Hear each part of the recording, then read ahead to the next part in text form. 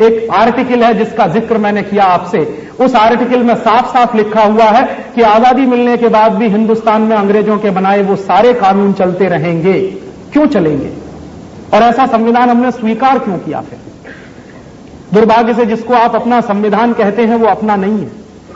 1935 के साल में अंग्रेजों ने एक कानून बनाया था जिसका नाम है government of India rule.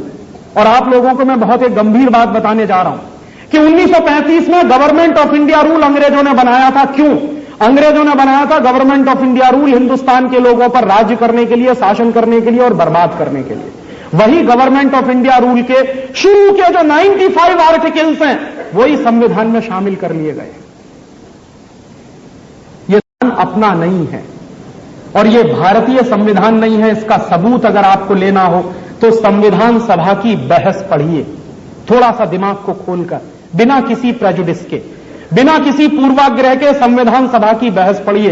Bharat सरकार ने उसको छापा है और उस बहस को पढ़ते हुए एक दिन मुझे पता चला कि संविधान सभा में 15 और 16 दिसंबर की कोई तारीख है 1946 के साल में पंडित नेहरू भाषण कर रहे हैं। पंडित नेहरू क्या भाषण कर रहे हैं? वो कह रहे हैं कि संविधान सभा में हमको जो करना है उसके बारे में पंडित नेहरू क्या कह रहे हैं कि हमारे दोनों हाथ बंधे हुए हैं।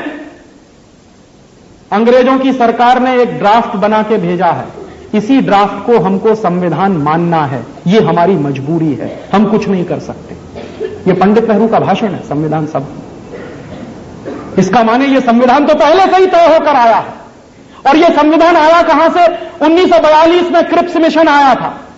कैबिनेट मिशन का जो प्रस्ताव था उसको भारतीय संविधान में शामिल करना पड़ा और अंग्रेजों की सरकार ने जो तय कर दिया था उसी को भारतीय संविधान मानना पड़ा हमको। और यह संविधान भारतीय क्यों नहीं है? क्योंकि इस संविधान की प्रस्तावना में बहुत साफ साफ लिखा हुआ है इंडिया दैट इज भारत। अगर यह संविधान भारतीय होता तो उसमें लिखा होना चाहिए था भारत दैट इज इंडिया। अगर वो हमारा होता संविधान तो भारत पहले होता, इंडिया बाद में होता। वो संविधान हमारा नहीं है, इसलिए इंडिया पहले है, भारत बाद में है।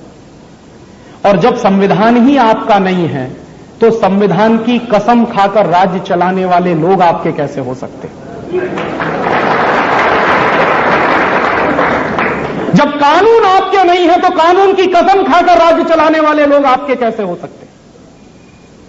कसम किस बात की खाई जाती है? कसम खाई जाती है संविधान की और कानून की। तो वो कहते हैं कि हम rule of the law follow करेंगे। तो रूल और लॉ तो अंग्रेजों के बनाए हुए हैं, उन्हीं को फॉलो अगर कर रही हैं आपकी सरकारें तो ये आपकी है कहां? ये तो गुलामी का तंत्र है जो चल रहा है।